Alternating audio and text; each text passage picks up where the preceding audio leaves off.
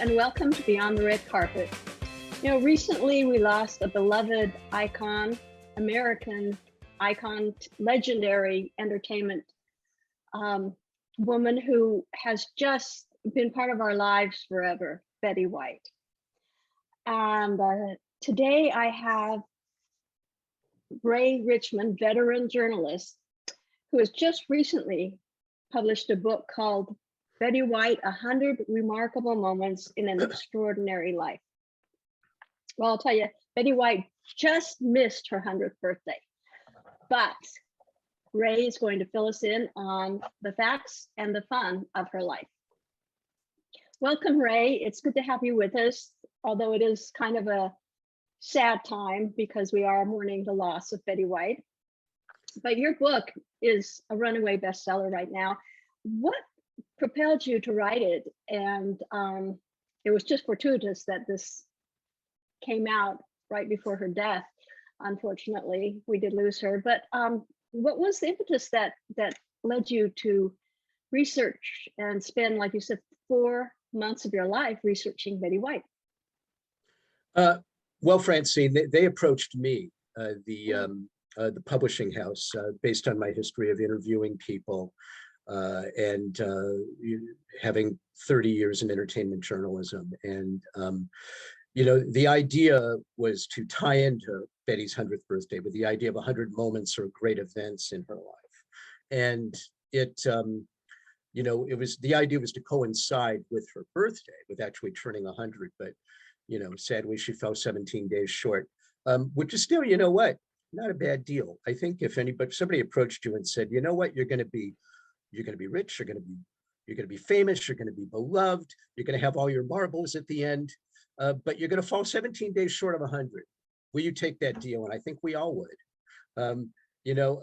Again, yes, a sad time, but I think from everything I've heard, Betty was ready to go. And,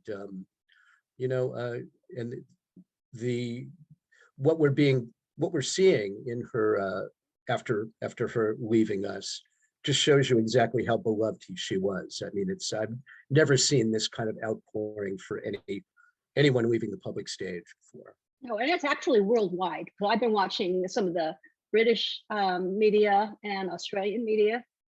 It is actual worldwide that people are going to be missing. Oh yeah, no, I've been in demand. I've done interviews with television stations in Australia, with Radio New Zealand, Britain. It's big everywhere, and I think a lot of that can be ascribed to her work in the Golden Girls. The Golden Girls is what had, even though she had such an amazing, rich and varied career, Betty's work as Rose Nyland on the Golden Girls really cemented her legacy in an international way. You think she's more remembered for that than Sue Ann Nivens from Mary Tyler Moore Show? The only reason she's more remembered for Rose Nyland is because Mary Tyler Moore Show was so much longer ago. I mean, only really about 12, 13 years longer, but it's enough that, we don't see Mary Tyler Moore reruns on TV like we do the Golden Girls, which is ubiquitous, which is everywhere. It's on Hulu, it's on Hallmark, it's at any time of the day or night. You could flip on your TV or some streaming service and find the Golden Girls. And there is Mary Tyler Moore out there, but not the same way. No. But again, that isn't to minimize the impact of Sue Ann Nivens. I mean, in 1973, when Betty went on Mary Tyler Moore, that show was starting to lose some steam. And, they'd just lost Valerie Harper to do her own show, Rhoda, and Betty really revitalized it. It was supposed to be a one-shot guest spot, and it turned out to be 4 glorious years for her. Right. Well, whatever she tackles, whatever role she tackles, she just absolutely makes it her own, and it's fun. And even Hot in Cleveland, her latest series. Oh yeah, Elka Ostrovsky was an iconic character in her own right, and it showed a lot of what Betty actually was. We think of her as this wholesome apple pie kind of creation, but the truth is that she was pretty saucy and people will tell you that off camera she could swear like a sailor and hold her own in a bar. And that's part of why we loved her. We loved her because she was sort of the perfect combination of wholesome and naughty. Right. Well, you know, a lot of funny people have miserable childhoods, but she didn't. She was very No, happy. no, you know, quite the opposite. Betty will tell you that she had the greatest parents on earth, and her folks, you know, doted on her like crazy, and treated her like an equal and like almost like a grown up from the time she was still single digits and very young. And you know, they would have sometimes 20, 25 dogs in the house at once. You know, they had kind of an unofficial adoption service, and she obviously took that to heart. They would go on extended vacations to the High Sierra and communing with nature. She just had a wonderful time, and it really set the stage for the rest of her life, is having that wonderful underpinning with such beloved parents. Oh, that's amazing. That is so heartwarming to hear. Now, she has been called the first lady of television. She had the longest television career of anybody ever. The first lady of television. In more ways than one. Exactly. Explain that. Yeah, she was literally the first female face on a television screen in 1939, 2 months after she graduated from Beverly Hills High School. They did an experimental television transmission in downtown LA, in the building of a Packard auto dealership. That tells you how long ago it was. And they wanted to see if they could get pictures and sound from the sixth floor of the building down to the first floor. And Betty and the student body president of Beverly High, where she attended, did a song and dance of the Merry Widow operetta. And it worked. The pictures and sound got down to the first floor. And then 2 months later, conventional television broadcasting commenced at the New York World's Fair with NBC and RCA. So, and then 10 years later, in 1949, she had a pioneering show called Hollywood on Television, where she would be on the air live for 5.5 hours a day, 6 days a week. Try and imagine having to kind of vamp like she did. You know, they would do songs, they would do jokes, they would have guests with interviews, they would do a little bit of everything live. I mean, just, you know, she would talk about how that was basically like going to college for television for her. That's truly remarkable. That truly is. And she could sing, not only act, but she could sing. We She don't could know sing. that about her. Yeah, it was, you know, the thing is, Betty could do everything. She had dramatic chops, she had comedy, she could sing, she was incredibly smart. You know, when she appeared on more game show installments as a celebrity contestant than any other human being. A few thousand of them. And the truth is, she wasn't just a pretty face that they would throw on there to kind of, you know, brighten the set. She was playing for keeps and playing hard, and was incredibly good at playing the games, no matter what games you're talking about, whether it was, you know, password or I've got a secret or match game. She was taking it seriously, and loved to play games her whole life. And whether it would be Trivial Pursuit or you know, or anything, any other kind of game at home, she loved doing that. She was incredibly versatile, probably the most versatile entertainer and the most beloved entertainer we've ever had. And intelligent. I did a press conference with her. I have the great fortune of doing a press conference with her. And I didn't get to meet her one-on-one, unfortunately, but she's very intelligent, not only witty, but she had the brains.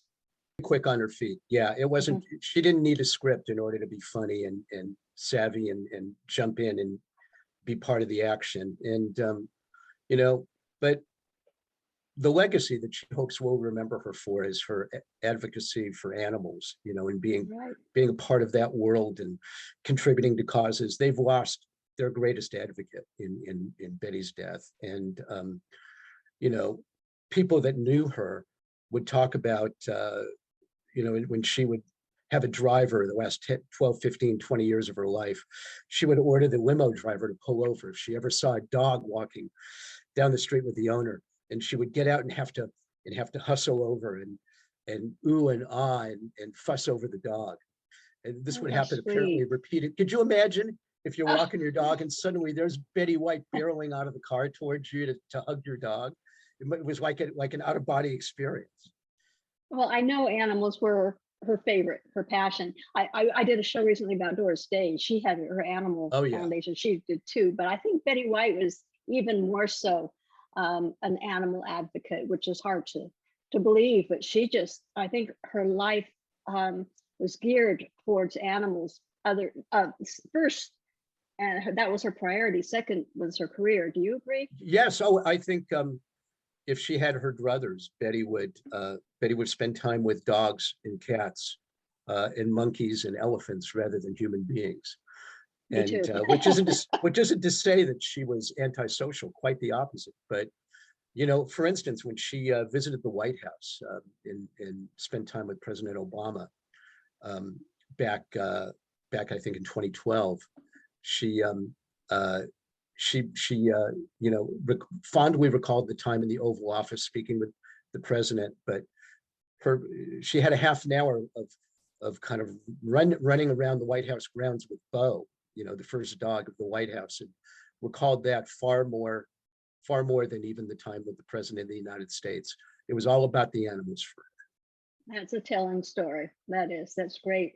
Well, speaking of, you touched briefly on the game shows. The love of her life, her third husband, was Alan Lennon.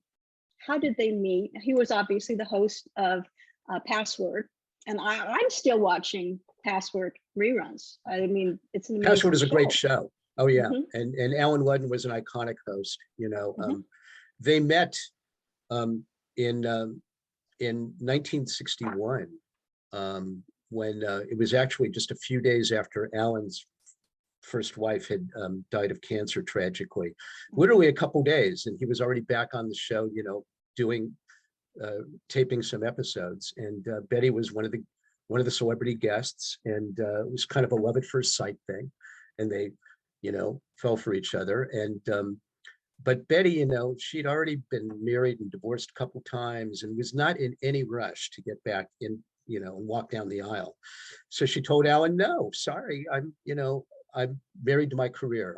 That isn't going to work for me anymore. But he was persistent, pursued her, and it got to be a joke where he would like literally, he would continue to propose marriage to her every week, and she kept saying no. And so finally, he wore the engagement ring that she rejected around his neck for 4 months, and said, "I'm going to wear this thing around my neck until you say yes." And so she finally like, okay, I'll marry you. Just shut up already. And so they got married, and Betty will tell you that the only regret she had in her life was making Alan Ludden wait for her for 4 months for a year and playing hard to get. Oh, wow. Wow. Well, That's I time do that she could know. have spent with him instead of Right. playing that she pretending that she wasn't interested. She was interested from day one, but just thought getting married was a bad idea. She was too much of a career woman, and that's why she didn't have kids of her own. She had 3 stepchildren, his own, that she kind of informally adopted. But yeah, never had kids of her own because she knew she wasn't going to devote the necessary time to the kids that they deserved because of her career.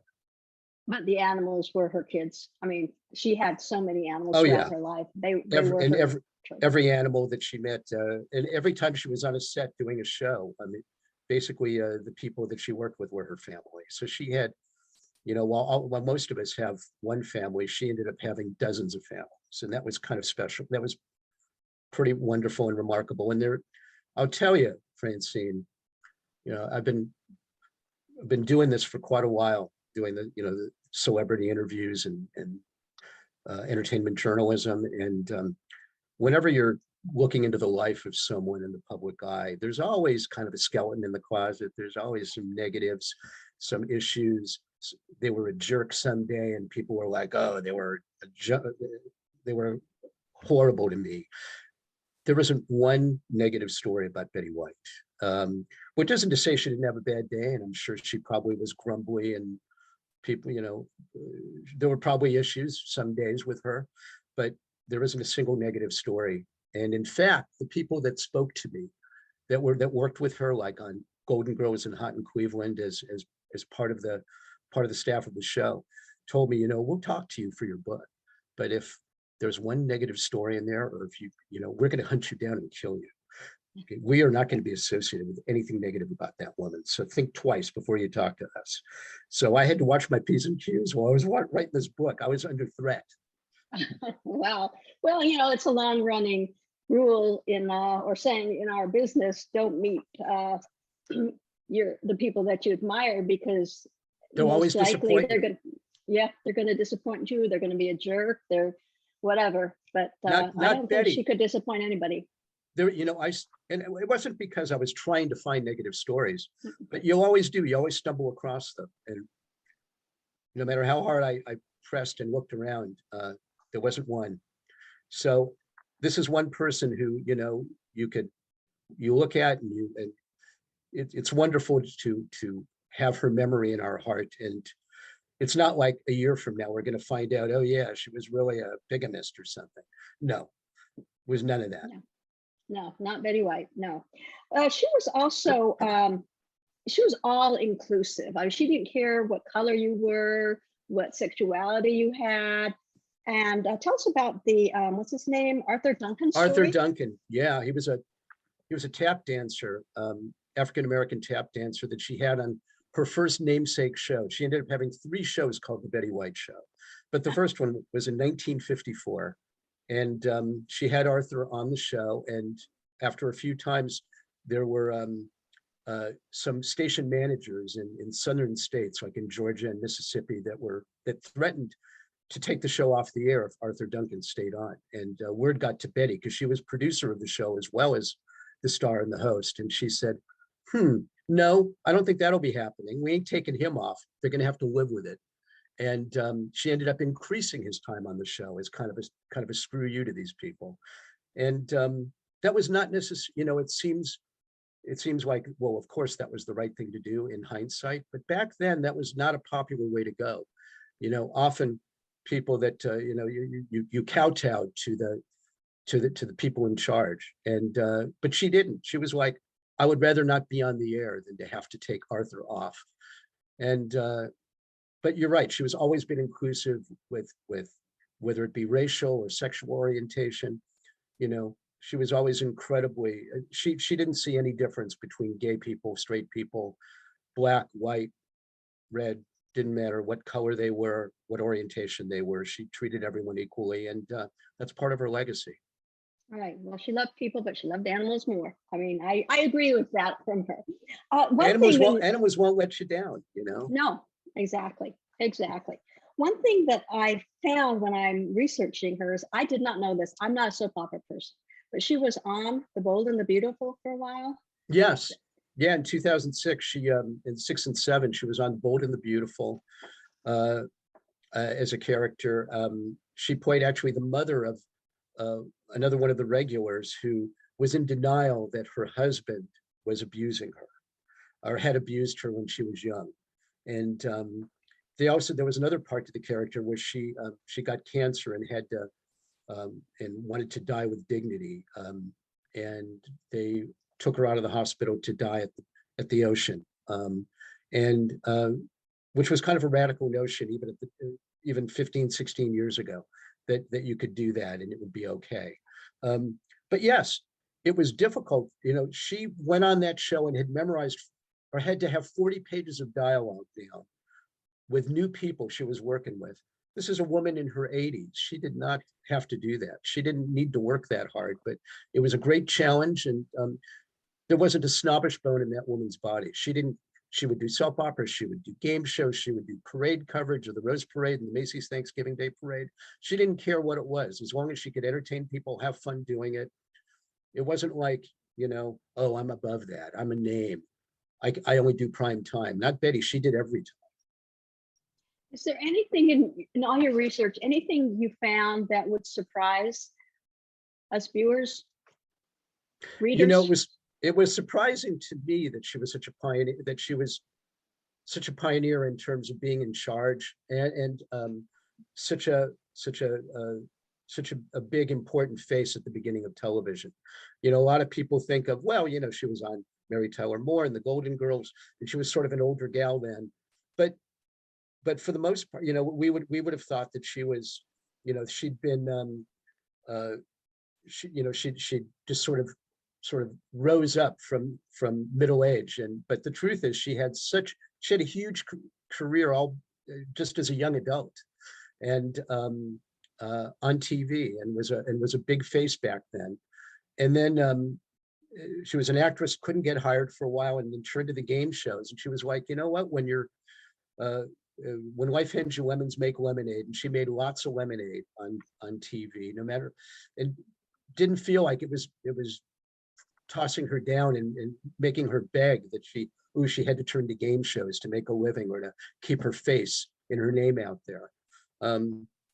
It was just, the main surprise to me was what a pioneer she was, and secondly, how versatile she was. So that was, because again, you just think of her as a comedian, but she did everything there was to do in TV. And then when she went to the big screen and film, I loved her in The Proposal. in I gotta say, I love 2009. that movie. It's a wonderful role for her, and she would tell you that she may have had more fun on the set of that film, with Sandra Bullock and Ryan Reynolds, than she had any other job she ever did. And she's revered for that, just as she's revered for so many things. But yes, didn't matter what size the screen was, she could fill it beautifully. Mm-hmm. And she also did voices for many animated characters. Yes, she did. She did. And she was in the Lorax.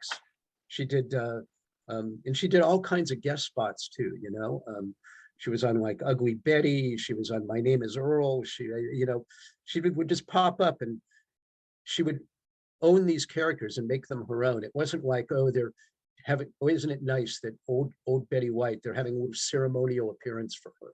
No, when she did Hot in Cleveland, in her 80s and early 90s, she was there. She memorized everything. She had everything down cold. She would show up on the set an hour before everyone else. Nobody was carrying. She was more than holding her own with people 30, 40, 50, 60 years younger than her. And, that's quite a legacy. What other star can you think of that had a career resurgence in their 90s? It's unprecedented. It is. She, like I said, she has the longest career in television of anybody. There was one time today.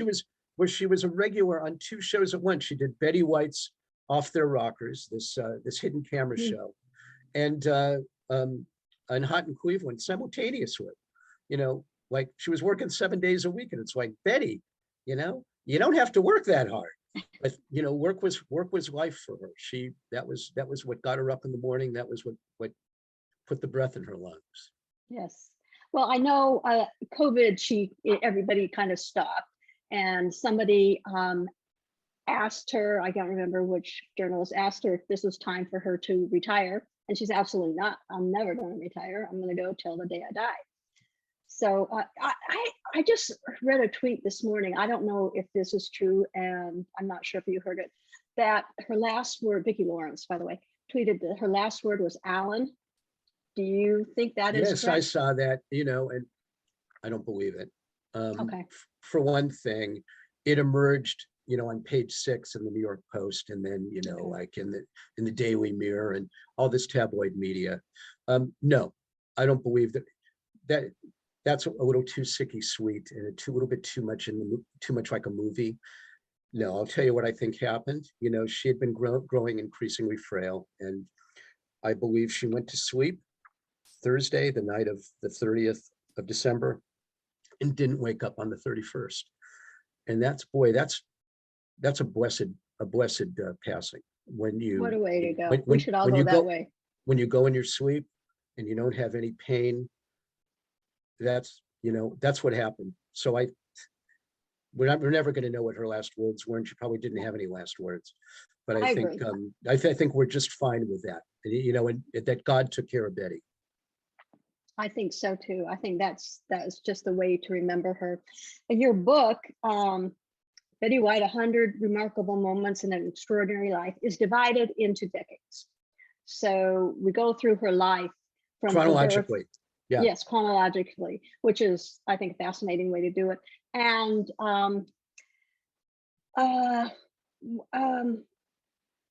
she won 8 Emmys. I don't know if she would have a favorite role, but if she did, if you you knew her, I mean, through your 4 months of research, what do you think her favorite? You said the She loves the proposal. experience of doing the proposal, apparently more than any other production experience from what she discussed, and working with Sandra Bullock and Ryan Reynolds and that whole group. You But wouldn't want to work with Ryan Reynolds. I mean, well, exactly. I think if she had a favorite role, I mean, yeah, you know, it's hard to top Rose Nyland. It's hard to top the Golden Girls because, you know, one thing that people didn't know is that she was originally hired to play Blanche. Mhm. She because that was closer to the Sue Ann Nivens character that she played in Mary Tyler Moore, and so they had immediately thought, well, of course, it's the man-hungry one. That's going to be Betty White. But Rue McClanahan came in and auditioned for that role and nailed it. And then they didn't have a Rose. They didn't have a Rose character, an actress to play Rose. And so Betty came in, and they said, would you consider trying? And she's like, I can't do Dumb and Naive. I've never tried that before. And they're like, yeah, just give it a shot. See how it works. And that was Jay Sandrich, the guy who was the director and the kind of de facto casting person who had requested that. And she nailed Rose, and they're like, you know what? We think you have to play Rose in this pilot, and the rest is history. It's hard to even, you know, arguably Rose was the toughest one to play because she Right. didn't have the wisecracks written for her. She didn't have the jokes and the punchlines written for her. She had to really work for her laughs. It came out of her tone. It came out of the way she delivered the line more than the line itself. And that really spoke Absolutely. to her talent. Oh, you cannot think of the Golden Girls without those four. They were just the best casting. Sadly, all of them now have passed. Mary Tyler Moore, all of them now have passed. Except the producers, except like, you know, Right. except James Brooks. But yes, in terms of the cast, we lost 3 members of that cast in 1 year. Right. That's Ed right. Asner, Gavin MacLeod, and Betty all in the same year. And Gavin he just gave me wonderful stuff. You know, I had 2 very long interviews with him, and I asked, and this was before he even got sick, and I asked him, it was like in February of last year, you know, would you consider being able, you know, having this written as the forward for the book? And he's like, I would be honored. And then 2 months later, he got very ill and sadly passed. But it was in May. But That's right. I feel That's incredibly fortunate to have been able to get him in here, as well as a few quotes from Ed Asner before he. Ed Before he Asner, got sick. I have interviewed him several times, and he was a joy. I enjoyed working with him. So yeah, last year was a tumultuous year for that It was tough. entertainment business. It was tough, you know, but they all, you know, lived they all lived to ripe old ages and had incredibly productive, wonderful lives. So, you know, these are things to celebrate. And Betty, you know, had the greatest longevity of all. And until the last couple of years, she was in great shape. And from all appearances, from all reports, she was still quite cognizant of everything all the way to the end. Right. That's all any of us could ask for. Absolutely. And what a way to go. I mean, she went out on top, and she went out according to the way she wanted. And that was it. But okay, so I'm going to encourage people to get this book because she was a legend. She was a legend, and it's interesting to read. I read snippets from it, and it's interesting to read little things that we don't know, we haven't heard, we haven't been told yet. And your book does chronicle. It's an unauthorized biography, but yeah, it is fabulous. It is very intricate, and people are going to enjoy. Anybody who was a Betty White fan will have to read this book. And Thank also, you, you know what? Francine.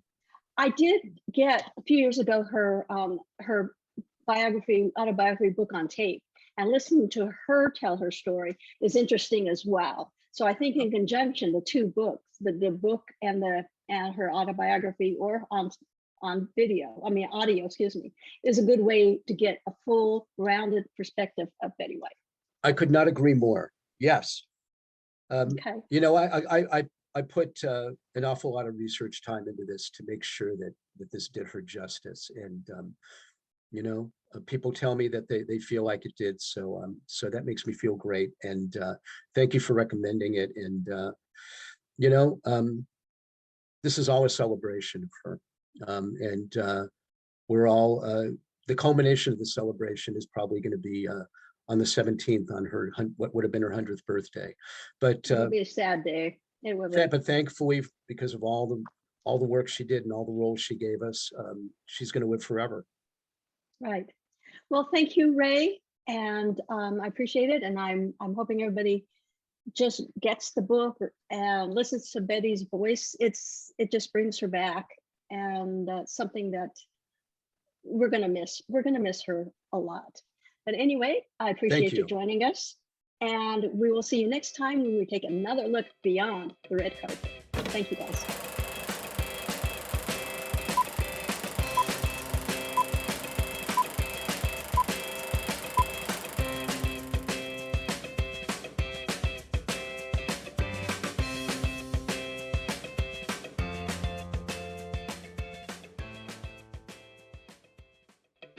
With over 30 years of experience in real estate and the mortgage industry, Darlene Mays provides knowledge and expert guidance to clients looking to buy or sell a home. Serving clients throughout South Orange County, Darlene specializes in the senior community of Laguna Woods Village. Darlene works with her clients to ensure the highest level of service, from the beginning of the process right down to the closing table. If you are looking to buy or sell, who you work with really does matter. Call Darlene Mays today.